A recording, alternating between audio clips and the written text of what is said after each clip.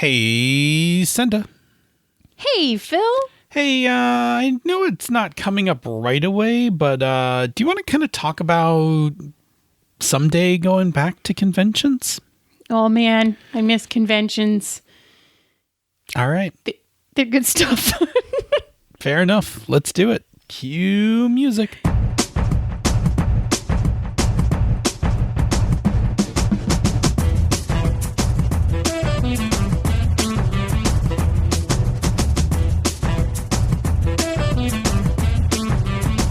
And welcome to another fine episode of Panda's Talking Games. I'm one of your hosts, Phil. And I'm your other host, Senda, who was expecting Phil to do something longer and was taken by surprise when he did not. Yeah, you know what? I was trying to think about it, but there's nothing contrasting because we both go to the same conventions, right? So, Yes. there's no... Correct. I couldn't be like, and I went to 6 conventions last year because so did you, right? Well, not last year, but year before. Yeah, not 2020 because 2020. We did actually manage to even squeak count? out one convention in 2020. Right, we went to a little convention in February before we knew that the world was imploding. Yes, and we'll actually talk about that convention. We may not talk specifically about that convention, but we're going to talk about something like it towards the end of the show. But as I mentioned at the beginning, in the opening, we're going to talk about going back to conventions. And where did this topic come from? Yeah, so this question came to us from Jim Likes Games and is more specifically, what will it take for you to feel comfortable to go back to conventions? And I'm pretty sure that Jim put this in the Misdirected Mark Slack. I think this was a question in either the Slack Room for Life or the RPG channel or something. And I answered it briefly when Jim asked it, but I was like, whoa, this is a fantastic topic. This is a thing we should all be thinking about. Because the answer... So there's going to be a disclaimer. Then I'm going to make another statement, and then we're actually going to address the topic. So sure. First of all, disclaimer. We are not medical professionals. We are not epidemiologists, doctors, or anything of the like. We are not security experts. We, have no background or training in anything like security, police work, or anything like that. And we do not organize conventions and have no experience in organizing conventions. What we do have is experience attending conventions. Right. So basically, we are going to speak from the lowest common denominator. Yeah, we're going to speak from a point of personal knowledge and safety. And this is what my point. This was the second point I was going to bring up after our disclaimer is that. Yeah. What it's going to take for you to go back to a convention is going to be a personal decision. Yes. Much like everything else we talk about on the show, where, you really need to kind of figure this out for yourself, that you are going to have to figure this out for yourself. What we're going to do tonight is we're going to talk about things that you should probably think about. But ultimately, much like how you've been handling the rest of the pandemic, you're going to make a risk-reward assessment of how much risk are you willing to accept to how much reward are you going to get. Now, the truth of the matter is, even before COVID, we have been doing this with conventions all along. There is a risk reward for going to a convention. In the pre-COVID times, that risk was pretty low. Concrud wasn't even a thing you actually thought about. In fact, it was so low on the thing that most people were just like, if I get it, I get it. And you had other considerations about risk reward, like, am I going to get into the games I want? How long are the lines going to be? Can I find food that fits the way I need to eat? Right? If you had dietary restrictions, that used to be a much higher consideration about going to a con than con crud, right? But you've gotten con crud, I've gotten con crud. I've gotten con crud and then had it at the con and right. I think was it the last Origins or the Origins before where I was I had a fever on Saturday of the convention and I was I had to do a panel and stuff and boy yeah, so we plugged through that, but wow, I wouldn't do that anymore. Correct. Right? Absolutely correct. Right. So what we're going to talk about tonight is the things that you should consider in terms of making your own personal risk reward assessment. Now, we're not going to talk about the rewards because we've talked about cons a lot on the, we've talked a lot about cons on this show from all the various years we've gone to con. There's many rewards for going to cons. And they're very good. And none of those have actually changed. What we now need to talk about are new risks that we need to think about. And I'm going to say, again, this is not the lightest topic we do. So I want to just preface this by saying we're going to talk about some more serious stuff. And then we're going to cap off this segment by talking about something more positive, something you can do that is a lower risk and still a good reward. And we'll talk about that. And then we're going to end off with a little what's giving us life, just this week. Because, again, this is kind of a heavier topic. And I want to kind of, before we hit the exit of the show, I want to kind of just have like a little something positive. We're going to leave you on a high note. Yeah, exactly. Thank you. We're not going to drop you off the cliff here. Okay. Yeah. So now let's talk about some serious stuff in terms of assessing when we can go back to cons. And the first thing that we have to consider is obviously the elephant in the room, which it isn't even an elephant, right? Like it's a pandemic. It is. Well, specifically it's COVID-19. Yes. Okay. So what's the first thing we need to consider about going back to cons? Well, I mean, the first thing on my list really is going to be vaccinations. And right now, this is true for me, not just about conventions, but, like travel in general and large groups of people in general, really. Even small groups of people, right? Even just people outside of my bubble, really, when it comes right down to it. So in this, I have to say something too, because I think I have to time this a little bit, right? We are recording this on the evening of January, the 19th? Correct. And so... Actually, it's the early morning of January 19th. Well, it depends on what time zone you're in. Then it would be the 18th for you. It would be the 18th for me. Yes. So just to sort of place this, like we're not in a place where we have switched over presidency yet, and things could potentially drastically change in this vaccination conversation, honestly, by the time this episode drops. In fact, I'm just crossing my fingers and hope that they do, right? That would be ideal. I would like to have a better vaccination plan. But this is going to be a major thing for me, both for travel and conventions and kind of everything is like, if we're going to be around large groups of people on, say, an airplane or in a convention center, and if you think about specifically the way that we do gaming activities where we sit close together at a table and we speak in loud voices and laugh and stuff, and we're trying to be heard over potentially other tables in the same room, so we tend to get louder and that kind of thing, those are all behaviors that are pretty high risk if you have anybody COVID positive in that group. So for me, I think that I'm going to be needing to see high rates of vaccinations and or COVID vaccination requirements for conventions.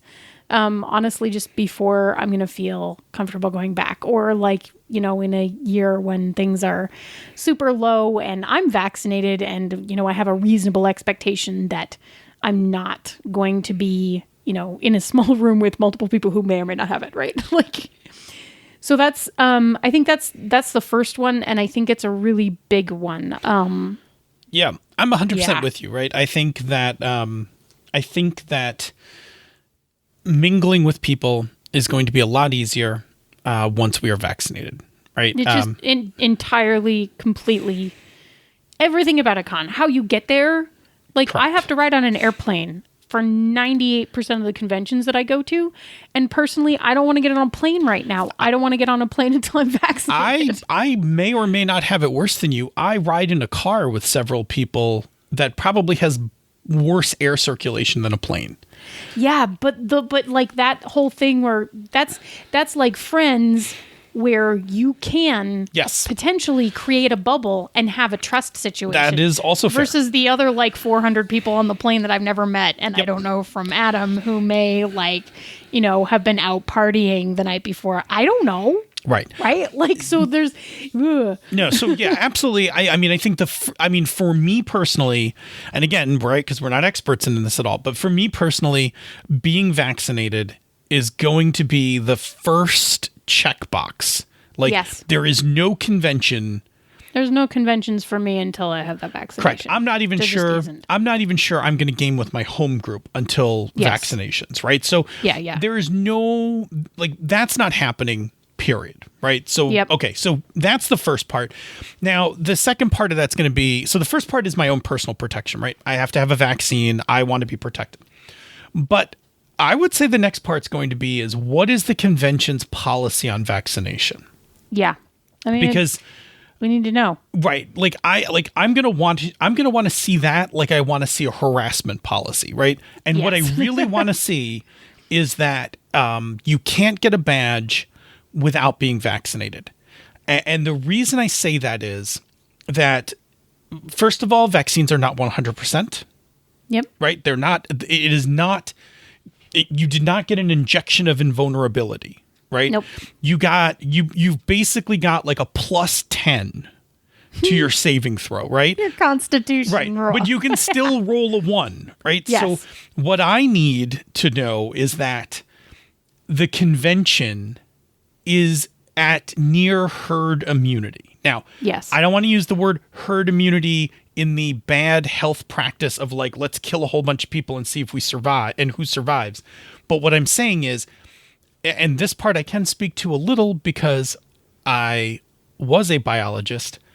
I studied biochemical pharmacology. I'm not completely brain dead to this topic. And I've worked in both pharmacology and in AIDS research. Is if most people who go to the convention have the vaccine, then for the people who couldn't take a vaccine, they're safer.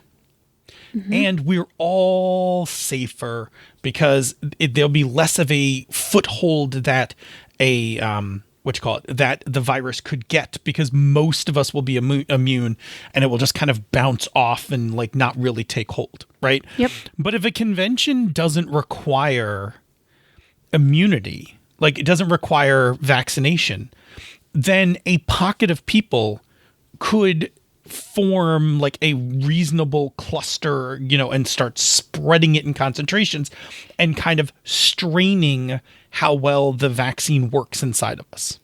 Yeah, which would be much better to just not put that to the test. Yeah. So in the early, and when we're talking about going back to conventions, I'm talking about when it's first reasonably possible. I'm not talking about 10 years from now. Yeah, maybe 10 years from now. 10 years from now, okay, maybe whatever. we don't even care about any of this. We're not paying attention anymore. Probably, hopefully, who knows? Maybe not. Maybe we're just, we're always getting these again. Okay. So that's my first part, right? So number 1, check, gotta have a policy that says you got to be immune. Can't buy a badge unless you can show immunity, right? Or can't pick up your badge unless you can show your vaccination. Mm-hmm. That's all right. So I want to see that. The next thing I think I probably want to see in a policy for a convention is going to be masks. Yeah. So probably in the short term, when we first kind of come back into contact with each other, and they've been saying this all along, right? We probably will have to wear masks for a little while. Yes. And I'm okay with that. And then there'll be a point where we don't have to, and I'll be okay with that. Yes. But the thing that I would like to see is that if you are under the weather, if you start experiencing con crud or whatever, that you will you will be required to put a mask on, right? Right. This is very much... It would be nice if we just picked up some of that basic respect for other humans. Mm-hmm. In terms of not spraying our germs around. Absolutely. COVID or not, right? Absolutely. COVID or not. I mean, the thing that I will say is I'm probably going to travel with a mask from now on, because if I am feeling under the weather, whether I'm at home or wherever, if I'm at home, I'm just going to stay home. But Yes. if I'm not in a place where I have that option because I'm at a convention or something and I start feeling yucky, I'm going to have a mask with me so I can just put it on my face. Yeah, I'm pretty sure that my loadout for for the foreseeable future will include a mask in a pouch that I can just, deploy when I need it. So I would like to see conventions also take that. I would like to see conventions take that just tact. have a policy about it. And I'd like to see convention and goers have masks available in case other people aren't as planned in terms of that, because hand sanitizer stations would be another thing I would be. now, let's keep that. Now I understand for super large conventions this could be a challenge. I myself have always traveled with hand sanitizer. I will never stop now traveling with hand sanitizer. Yes. So that's okay. I that one for me is 50-50. Like, I would like the con to make a reasonable effort, but likewise, I will also make an effort. Like, I will also bring my own hand sanitizer. I would like the con to have masks, but I will also bring a mask. What I really would like is provide for myself. Yeah, like I would really like the con to say, like, if you are experiencing other symptoms, or maybe the rule is like if you're experiencing any kind of cold, like, obviously there's gonna have to be like a COVID rule, right? Like, if you get a fever, you can't come to the con. Right. And I don't know if that means there's going to have to be fever checks or whatever. Like, I don't know how that's going to work. I'm a little not sure about that. Because listen, here's the thing I know about being at cons. Pre-COVID, not post-COVID. But pre-COVID, I've known plenty of people, including you, who has attended the con while sick. Yeah. And, like, I remember once I picked you up from an airport. Now, luckily it was like a 24-hour stomach bug kind of thing, but like, you had a fever, you had thrown up earlier, like in the morning. It was not good. I was like going to this con, like, I'm so worried that I'm going to be patient zero. And in retrospect, it was like, I was pretty much over it by the time we were attending the convention. But if I'd had a mask and that had been any sort of norm, I would have been wearing one. Yeah. Exactly. Right. So, and I should have been. Like, it totally, absolutely should have been. Right. And let's be clear. It's really, really hard when you've planned for a convention and you're doing something like flying there. Yep. Right. You've put down money. You've put down a bunch of money. You don't want to cancel your plane tickets. You've got a hotel reserve, right? Like, it's a lot. So I think the thing that we just kind of got to stick with in those situations, right? Like, is the minimum is a mask. Yeah. And probably if you have a fever, you shouldn't be attending. Yeah, if you have a fever, you shouldn't be attending. If you have if you have any other symptoms, like you're sneezy or whatever, like, put a mask on. Like, just common courtesy, right? And that will also help because, remember, mask actually blocks particles coming out of you. That will also reduce everyone else around you. Okay. Yeah, which that's the whole point, right? Like, if you know you're sick and you're at the convention or you're coughing or whatever, because also we had another occasion, right? At a different con where you and I were running Hydra Hackers, and someone came into the game and sounded terrible and immediately started hacking all over the table, and we both went, ugh. Yeah. Right? Like, yeah, we've it'd be great to be like, here's a mask, my friend. Yeah, yeah. Like, I don't even want, like, I would like to not have to say that, but like, maybe but my I would GM, like to be able to say that. Maybe my GM kit is going to contain a few masks in it, like paper masks, like disposable paper masks. It's entirely possible. Okay. So yes, vaccinations, vaccination requirements, hand sanitizer, again, 50-50 on that. Masks, bring your own, but, would like to see some there, as well as, if you have a fever, you can't be in the con, that kind of thing. Okay. What's another part of the COVID part? The location of the convention itself. Yes, and we're going on. All right, so I know where this is going because we outlined this before we started. Yeah. I'm going to say that this is based on 2020 knowledge. Yeah, this is the knowledge that we have. This could, well, not only numbers that we have, but be like how. Okay, I'll just no prefacing it. Here's the deal. I'll just tell it as it is. Okay, tell it like it is. In 2020, thanks to the federal government, there has been an uneven response to dealing with the virus. Yes. Okay. So I can say comfortably that I am more confident in general going somewhere in New York than I am going somewhere in another state. I'm not going to pick on any states or something, but some of you states know who you are. Okay. And that is because state governments and their own philosophies on how to deal or not deal with the pandemic. So going to a con, unless something drastically changes in 2021 with the incoming administration, going to a con where that con is going to have some huge factor. Right. Yeah. Because if some con is set up in a state that won't let the organizers do the things that I've just mentioned, like restricted to only vaccinations or whatever, like I'm or not going. Masks. Yeah. Like I'm not going. I'm not going.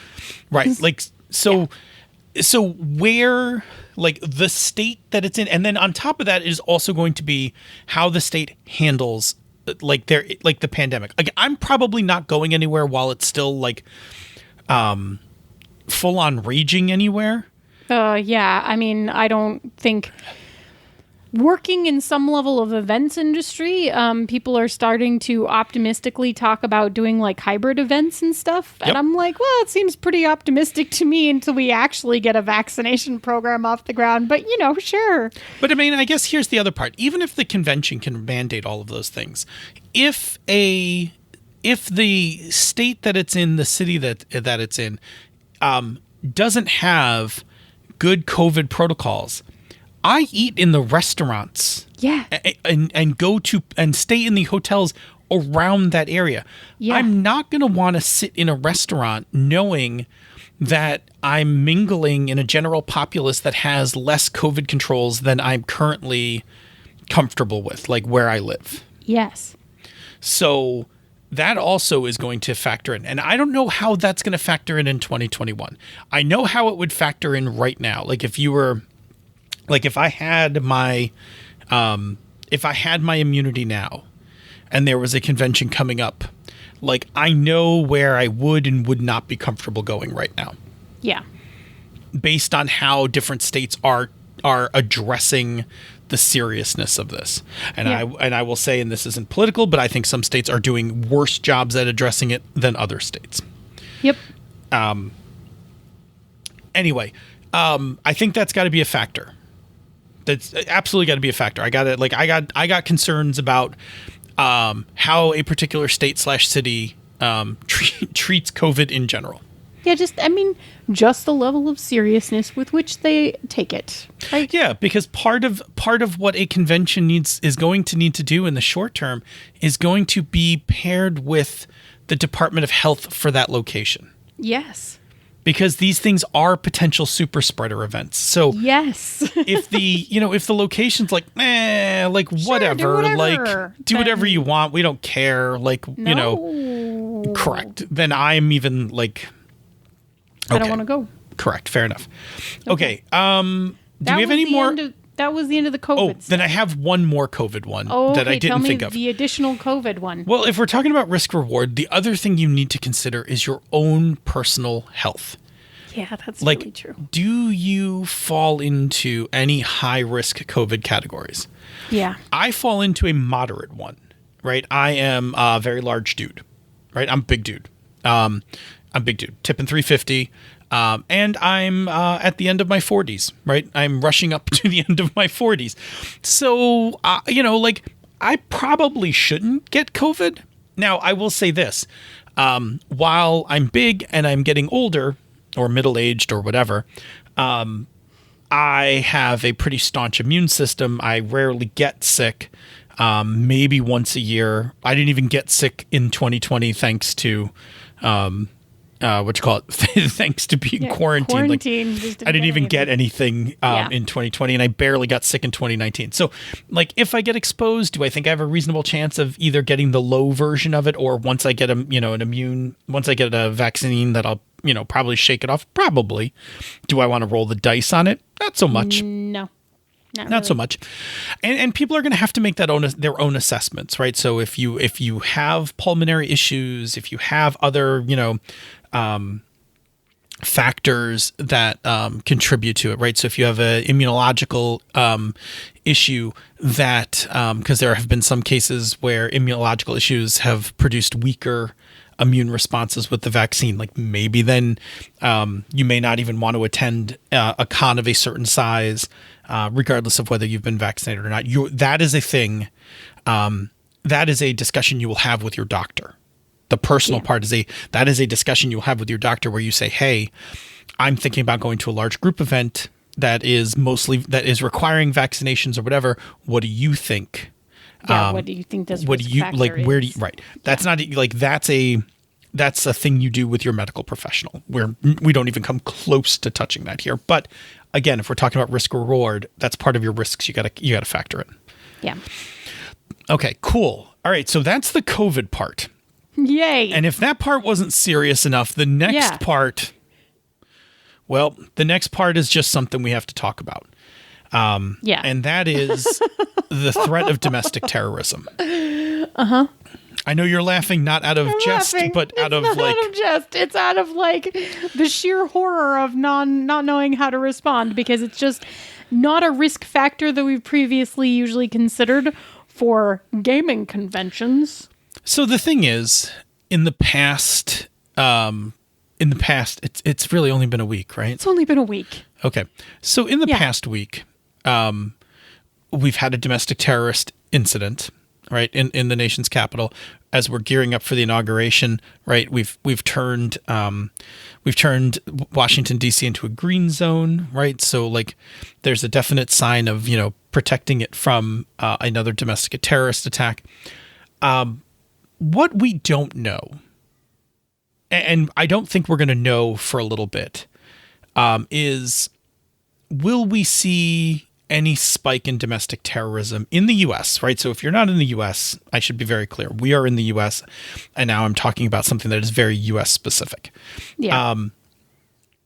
We don't know if there's going to be any kind of rise in domestic terrorism as the current president leaves and Biden takes office, right?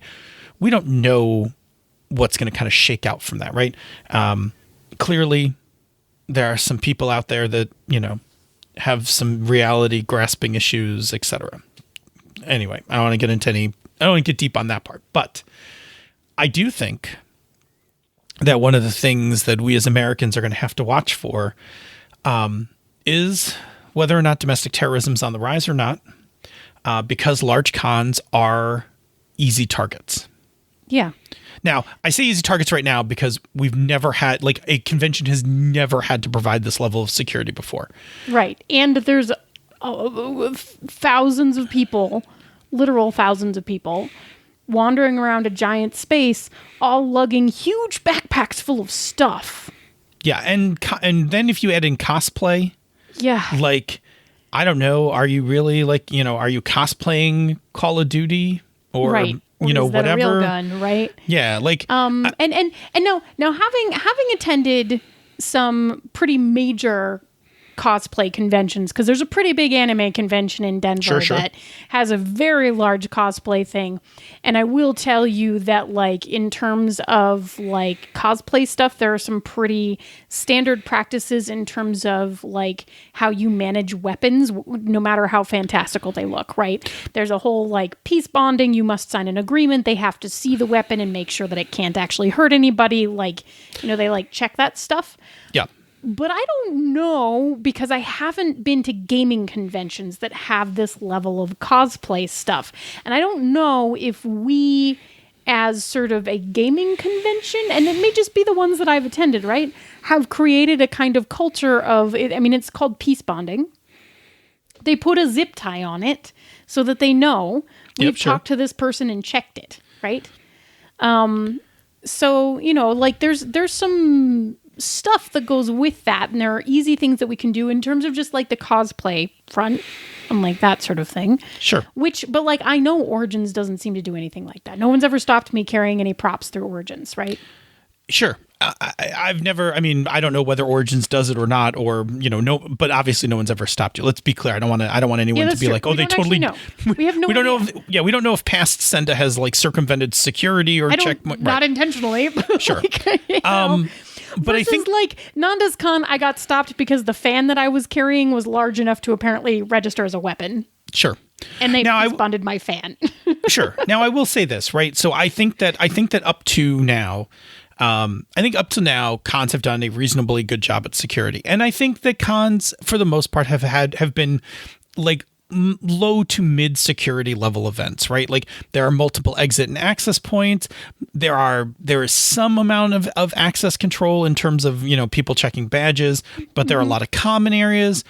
The thing about it in terms of domestic terrorism is the same thing that kind of sports activities, concerts, and things like that, is that there is a whole bunch of people in a confined space. Now, I will say this: sports events, I think most sports events and concerts have metal detectors.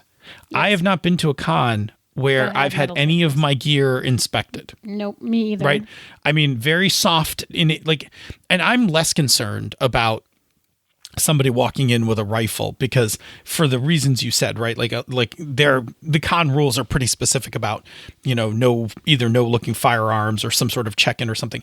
I'm more concerned about something like a backpack, because everybody has a backpack, and somebody carrying a large backpack through a con, people aren't even going to look twice. People won't even look twice. And if somebody puts a backpack down somewhere, people will probably look, but there's a lot of people, and if somebody put a backpack down on the convention, out on the dealer floor or whatever, you might think somebody just put it down and they're looking at something, whatever. Right, or they forgot it. And again, I'm not trying to seed fear. I'm saying that as Americans in the coming months, we need to kind of see what, we need to see what happens. You need to see what happens. So I'm not going to make any things about con needing to do this, needing to do that. But I would say that if there was some sort of spike in domestic terrorism, I would be less likely to go to larger cons, because they tend to be very easy targets. Yeah. Finally, on that point, the other thing I will say is that even if a con is not directly a target, the location of the con, and again, this is no dig, but both Gen Con and Origins are in the state capitals of the respective states that they're in. And if I remember correctly, and my geography is not great, Gen Con's not even that far from the Indianapolis state capitol. Not very, yeah. I'm pretty sure you can just walk over to it or something. So again, it just creates these... if domestic terrorism is going to be a problem, these are things you're going to have to factor in about larger cons. Smaller cons will probably wind up not being as big of a deal, because they're smaller, they're less known, they don't show up on the news, whatever. And then I guess the other, right, I think that sums up my feelings about that. I would now like to flip the topic over. Yes. To talk about something positive in regards to when we can go back to conventions, because that was all pretty heavy. Yep, that was the heavy part. And it's just, and hopefully we won't have to think about that, but well, we don't know. We don't know, and so we have to mention it, right? Well, we're going to have to think about some of those factors. Hopefully not all of them, but some of those factors. And I think we're going to have to think about them a lot in the beginning. Yep. When cons first come back. And then hopefully less. Here's what we do know from the 1918 flu pandemic, right? 1913. Isn't it 13? No, 1918. 1918? No, 1918 flu pandemic. It's been a week. The 1918 flu pandemic, we eventually went back to hanging out in person and in groups and things like that. The flu persisted on and mutated or whatever, and we eventually we all went back to just hanging out and being in public places. And there's no reason to not think that will be true for COVID-19 as well. That at some point, a year, 5 years, 10 years, whatever, everything that we're talking about here won't matter. And in fact, this will be a very interesting Yeah, it'd be a very interesting piece for somebody to like time capsule or to, use as part of their, part of their history report or something. But I'm talking about right on the interface, like the waning days of the pandemic and the early days of not being in the pandemic. These are the factors that we have to start thinking about. And each person, as we said at the top of it, are going to have to think about this in terms of their personal risk and the reward they gain from it. And everybody's going to have a different gauge. Now, let's talk about a thing where you can control some more of those risks and get a lot of those rewards. Yeah, we want to talk about friendventions. Friendventions. We don't have a good name for this yet. I like friendventions. I like friendvention. Friendventions doesn't have enough consonant or syllables. Friendventions, I think, is the one. So what is a friendvention? Obviously, you can just play games with your local group when we all get vaccinated and you can go back to playing at your table. But if you have people that you only see at cons, like we do, like yes. there are a number of really close people we dearly care for that we really only see because of conventions. And that's why we kind of traveled from convention to convention through the year, because we kind of got to see them all through the year. Yes. You can do that in a smaller scale with a friendvention, right? A convention of friends. And FriendCon also. Yeah, FriendCon, friendvention, whatever you want to call it. And here's what I recommend. This model I first encountered in the 1990s in the Amber Diceless community. They would run their own cons, but they did not have the money to organize full spaces, right? So they could not buy a ballroom at a hotel that was too expensive. So this is what they did, and this is what I'm planning to do before I return to conventions. Okay. I'm going to get a group of friends. Yes. 10-ish cool. or so. 10, okay. 12, something like that. Not huge, but sizable. People that I haven't seen in a long time that I would like to see, that I would like to game with. We're going to pick a location. Uh-huh. We're going to pick a single hotel. Uh-huh. And it's going to be a hotel that has those suite rooms. Yes, where you have a bedroom sort of separated from the main room that has like a couch and a little table and a little breakfast kitchen thing. Yeah. Okay. Specifically, we want to find those hotels, right? And Marriott has a chain of them. They're the Residence Inn at Marriott. Yep. Hilton has them. I forget what they're called in Hilton terms. But if you look on the websites, you'll know exactly what I'm talking about. These are 1 to 2 bedrooms, so they can be single bedroom or dual bedroom, but they have a living room and a kitchenette. And the living room part is the important part. The kitchenette's somewhat important, but the living room's more important. Yeah, the kitchenette is nice, but the living room is key to making this work. Yes. So the way you do the friendvention is you invite all your friends and people go get rooms. Now, whether they double up in rooms, whether you get 2-bedroom, whatever, it doesn't matter. Just everybody gets a bed. Okay. And then what you do is you run games out of the living rooms of the rooms that people have. Yeah. And so this way you don't have to disrupt your sleeping space. Like you have a place to put your clothes and you have a place to go to sleep and all of that. But what you basically do is you say, like, you come up with a little schedule, right? You can just do this in Excel and you can be like, cool, Phil's room at 10 o'clock has 4 slots open for Star Trek Adventures. Yes. And Gator is running 4 slots of Cypher. And somebody's running 4 slots of Cartel, right? And you have 12 people, you have just 3 slots of, like, it won't even be 3 slots of 4. It'll be like a little bit less. But anyway, you just create those blocks. You make a little, like, quick little spreadsheet thing. People sign up for them. You do this for a couple days. You have meals. Either, if you can all fit in one room, that's great. If not, you can have like 2 meal rooms, right? Just order up some food to your hotel, or if it's safe enough to go out, you guys like all get together and go have something to eat. I will also tell you that these hotels, especially like Residence Inn and stuff, often have like an outside area with a grill. So like the idea of actually picking up like hamburgers, hot dogs, and some chicken patties or something and throwing them on a grill is entirely possible. Yep. The idea is you utilize the hotel rooms, not the not try to get any central areas, and you use the rooms for various gaming activities, social hangouts, and possibly meals. And then this way, all anyone has to do is travel and get a hotel room, and then their room is part of the convention. Yeah. But your bedroom space, the whole idea is that your bedroom space remains yours and remains personal. And then that living room space becomes the shared space, right? Right. So you always have space that is yours that you can retreat to. Right. And the living rooms will have a little table. Yep. And they will have couch. They'll have couch and seating for everybody to sit in, so it's comfy, that kind of thing. And the idea is that you invite the group of people that you are comfortable being unmasked with. Yeah. Right? Because you will know your friends, how much, are they vaccinated or not? How serious are they? Have they been during the pandemic? Like, where's your comfort level with each of these people? And then you'll just bring them. And what that eliminates is it eliminates the really large groups. It eliminates people you don't know. Yep.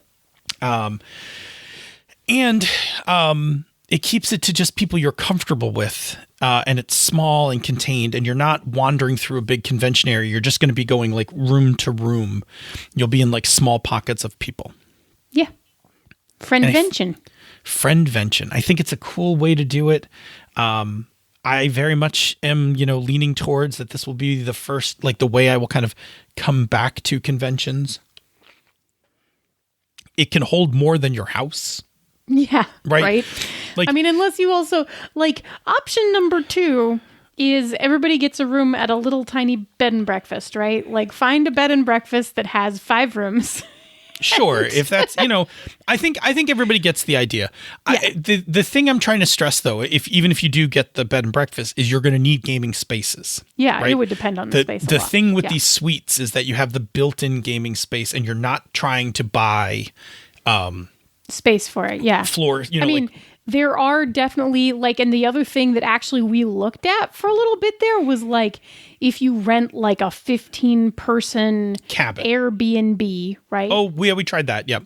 Right. And then you have the dining room has space. The living room probably has space for 1 to 2 games. And then so you have 3 games going simultaneously, and then you have hangout space. So other options, right? This also works, right? Yep. This also works based on your level of comfort, where the house is, of comfort, and how well it was cleaned before you, and trusting everybody to pay you back for this very sure. It's not very expensive on a per person basis, but in terms of one person shelling out the however much per night. You just want to make sure everybody pays you back for that. So if people want us to talk more about friendventions. We'll do it in a subsequent show, but I wanted to leave that because if you're like, oh man, based on everything that Phil and Senda just said, I don't think I'm going back to conventions in a while, but I really love conventions. This is your middle ground. This is go find your convention peeps. I have a list already, right? I could, immediately throw out an email and be like, hey, this is what I'm thinking when the time is right. Yeah. And it might be a nice way to kind of ease back into full conventions. Yeah, because let's be honest, for a little while in there, it's going to be pretty freaky to me to be around large groups of people, and even freakier for them to not be wearing masks. As much as I want it, it's going to freak me out. Yeah, I mean, I think going back to groups of people, whether it's, you don't have a large office. I have 50 people in my office. Going back to seeing that many people that aren't, in my bubble without masks or sitting in a space with them will be weird for a little bit. Yeah. It'll be okay later, but it'll be weird. But we're going to have an ease back into it. There's going to be a ramp. If you've been locked down, there's going to be some, I've been pretty locked down, you've been pretty locked down. There's going to be some weirdness returning to people. Yes. I'm out at the grocery store with a mask on, but I go to a grocery store, and the grocery store is usually okay. But sometimes when I go to Target to pick up the rest of this stuff, people don't stand on the 6 feet things, and I don't like it. In the grocery store, it's it's next to impossible to maneuver through it without getting near people. Right, but I'm okay if we're just passing each other in the aisle or whatever for 2 seconds. Sure. That doesn't freak me out. I don't like the people breathing down my neck. No, I'm with you. Excuse me. I don't use a line because I have a grocery store that lets me check out on my phone. Is so much better than everybody else's grocery store. I'm not saying it's better than everybody else's grocery store. I'm saying it's better than most of your grocery stores. It has been delightful to be able to just scan all the stuff with my phone, just go up to the self-checkout thing and check out. I will have a larger discussion about shadow labor and my natural dislike for shadow labor, except for during the pandemic where I have been very okay with this. I would say that I don't know post-pandemic if I will keep doing it or not, because I have a thing about paying employees rather than companies screwing employees out of work. But I don't want to get super political about that, other than if you don't know what shadow labor is, look it up. I am not a fan of shadow labor when companies do it to people. So anyway, we should end this on a lighter note. Absolutely. Let's talk about things that are exciting and giving us life. So that I'm going to make you go first because I'm afraid that if I go first, you may go too long. So I need to have something to interrupt you with. So, Senda, tell me one thing. A package that's arrived. Giving you life. A package arrived on my doorstep today. From where? A package arrived on my doorstep from Jet Pens. Oh my goodness, that is like one of the best. That was like one of the best kind of packages that can arrive. It was very exciting when I saw where it was from. I was like, the FedEx men brought me a present. And I've talked about ordering this, right? I spent way too long deciding what stuff I was going to order specifically for Jian Shim's Field Guide to Memory. If you didn't back it, unfortunately, you've missed it at this point. But boy, keep your eye out for it. Maybe you can still get it on itch when it gets released, which is going to be in February. I thought it was time for me to order it, so that I made sure that I had it for February, and I did, and it came today. And I got a Rhodia notebook in black, which is both very professional looking and feels so nice on my fingers. And the Rhodia paper is just so smooth. It really is a delightful paper to write on. Really beautiful to write on, and I'm very excited about it. And I'm also very excited partially because the notebook has exactly what I kind of wanted from this notebook, which is that it looks very put together and professional and could be very scientific, which is going to be kind of the initial approach. And I am sure that I am then going to proceed to potentially beat the crap out of it and stuff it full of things that don't actually fit in it. And it's going to end up looking like a weird, misshapen mound of notebook, which is exactly what I want. It'll be beautiful. And it's going to be very good. Yeah, it's great. So it's perfect. And it has the little tiny details, the ribbon to mark your place and the elastic to keep it closed. And I went with the dot grid so that it's very flexible in terms of is it writing? Is it graphing? Is it drawing? Who knows? Whatever. But my intention is to tape and paper clip and put many things in here. So I'm very excited about it. I also I couldn't decide what pen I was going to use. And so I bought 3. And 2 of them are very nice, very fine point gel pens, smaller fine point than you can get from US pens, 0.38, which I've discovered is my favorite size for pens. So that's exciting because it just means I have to order my pens always from Jet Pens, apparently. And they're really delightful. And one of them is feels like freaking sci-fi to me. It's the Frixion Ball Slim, and it's actually erasable. It in fact erases. It doesn't blur when you swipe over it. And then when you erase it, instead of just smudging the ink round, it actually erases, maybe even better than a dark pencil. It's really wild. You can tell that it's there if you scratched into the paper, but it's gone. It's amazing. I am left-handed, so generally I do not trust erasable pens, but I now think when you're talking about the Frixion one, if I remember correctly, it doesn't actually erase the ink. It is a chemical reaction due to heat that changes it to something clear. Yes, it is. And you just rub it till it gets warm enough. Yes. that it disappears.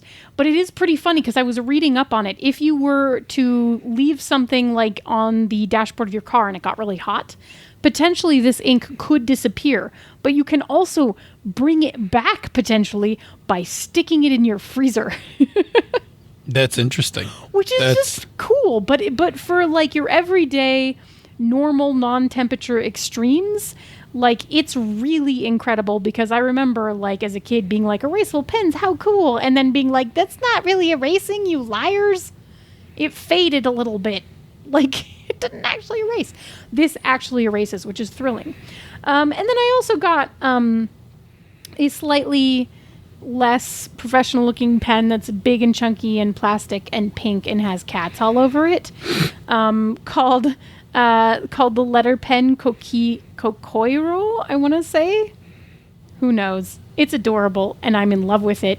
But it has this really neat tip that is somewhere between like a really tiny brush tip and more of a felt tip.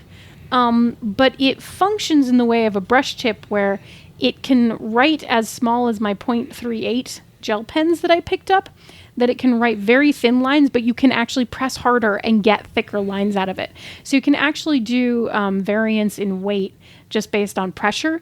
So I'm very excited to use this one for basically, I'm hoping to do like sketchy things, sketchy little cryptozoology things. Yeah, absolutely. In there, and that's what that pen is for. And so I'm really excited about that one too.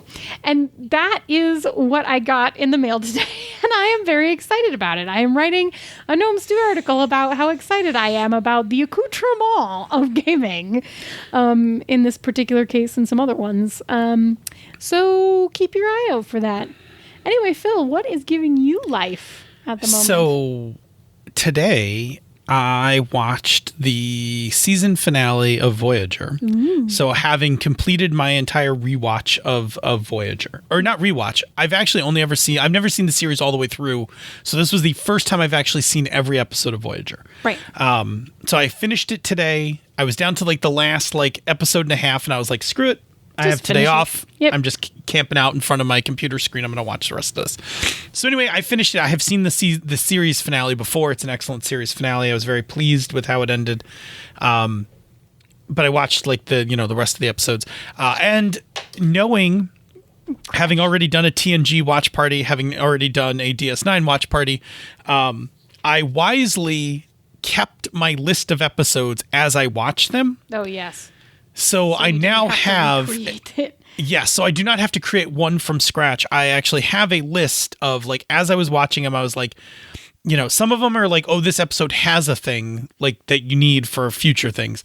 Some of them are just like, these are good episodes, like these are worth watching. And then some of them are like, these are excellent episodes, like must watch these episodes.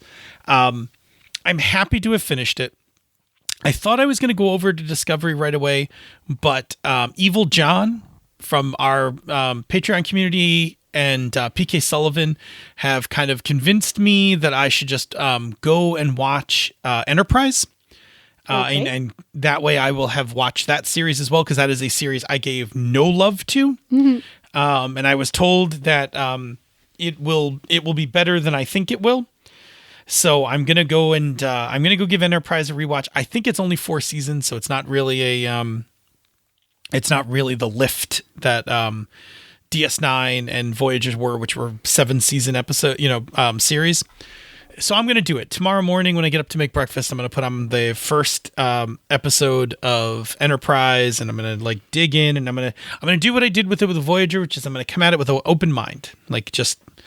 Come at it with an open mind, and I want to see if I like this show. I'm sure I will find episodes I like. So I'm looking forward to it. But yeah, Voyager was great. It will still be my third love as of right now.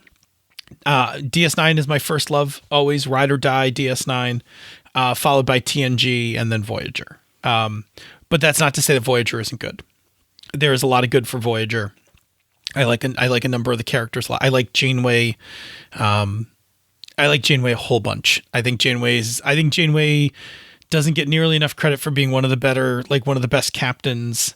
I think she's fantastic, and I think she's I think at times she's a tougher captain than some of the other ones, except for maybe Cisco, because Cisco is probably the yelliest captain. Like Cisco yells more than any other captain. I know, but he's such a good space dad. Yeah, he's great space dad. Very good space dad captain. Yeah, Janeway's tough. Janeway's tough captain. Like I like her a lot. And then there's some other characters I really have enjoyed through the series. There's some decent minor characters. There's some characters that I don't know if I ever completely liked or gelled with. Like, it's interesting, but I think that's true for any series. And I've never watched Voyager at the repetitiveness I've watched DS9 or TNG, so it has to remain in third right now, because just for the simple fact that I've never, TNG I watched so many times, like, and DS9 I just love because I love serial storytelling, and this is episodic again. Like Voyager goes back to episodic. Yeah, Voyager goes back to episodic storytelling, where it's like it's more like TNG in that respect. Okay. Anyway, wrap it up on there. Let's get to the ending of the show. I'm not even going to waste time. Send tell us about another show on the Misdirected Mark Network so we can get right to the closing. Yeah, on Bone, Stone, and Obsidian. Yep, I don't remember the blurb, but you should go listen to it because it's a great show. It's about Dark Sun, folks.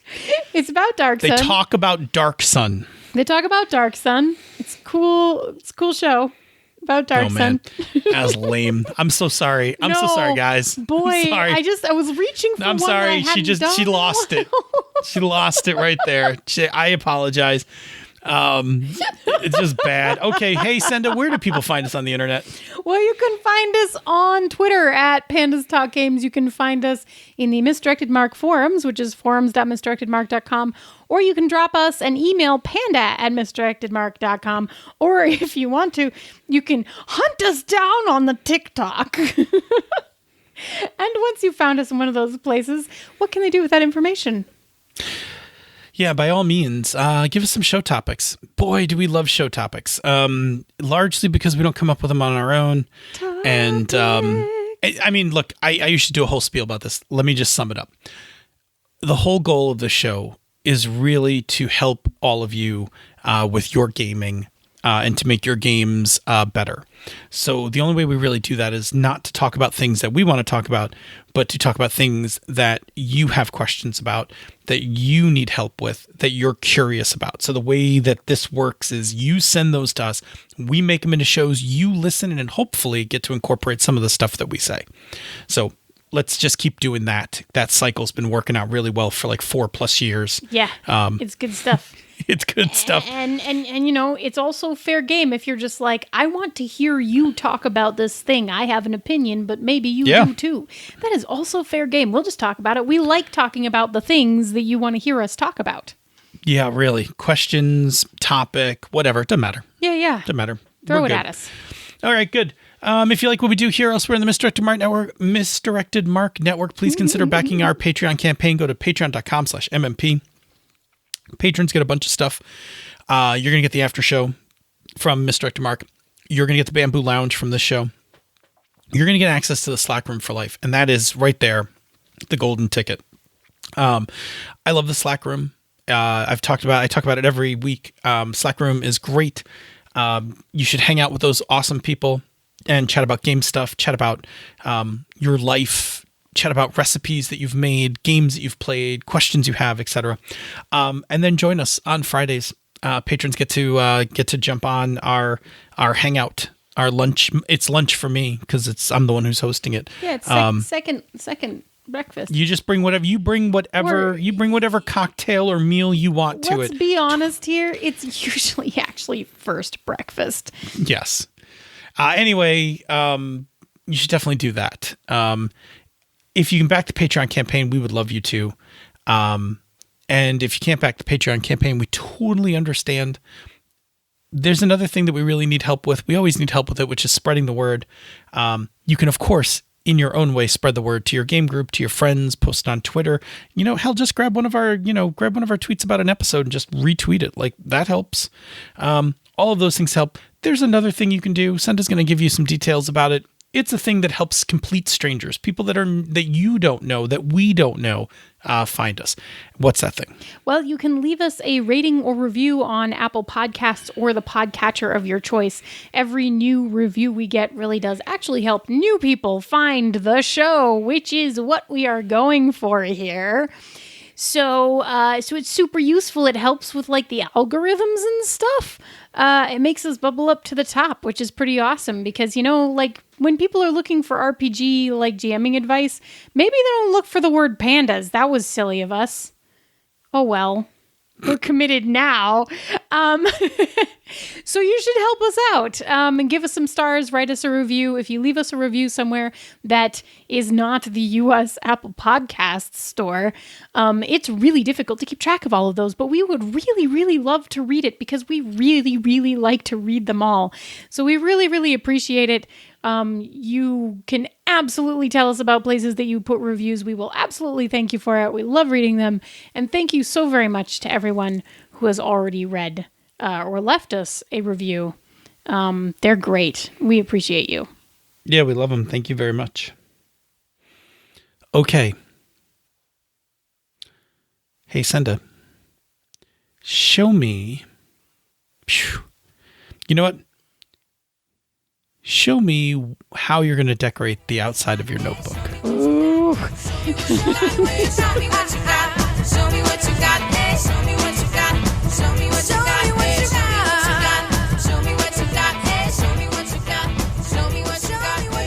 This show is a joint production of She's a Super Geek and Misdirected Mark Productions, the media arm of Encoded Designs. Show me what you got, eh? Show me what you got. Show me what you got, eh? Show me what you got. Show me what you got, eh? Show me what you got. Show me what you got, eh? Bloop. Clicky, clicky. Clicky goes the clicker. Clicky goes a clicker, clicker. That. Okay, good. All right, I got waveforms. Things look good. Mic's in good position. I'm comfortable. I'm going to take a sip of water, and then we can jump right in. Okay. Wow, I didn't bring... Oh, boy. I keep getting my... Whoop. Oh, I'm all discombobulated. Oh, that wasn't good. Okay. Alrighty then. All right, get combobulated. Okay, I think I'm combobulated. Hello. Are you ready? Yes, I'm sorry. I'm like really trying to get you some I know, time. you're really trying. Just really And working against me on this. the giggles just started, so if it doesn't happen, it's my own damn fault. I know it. Are you ready? Yes? Okay. Okay. Bloop. Bum, bum. Do, do, do, do, do, do, do, do, do, do.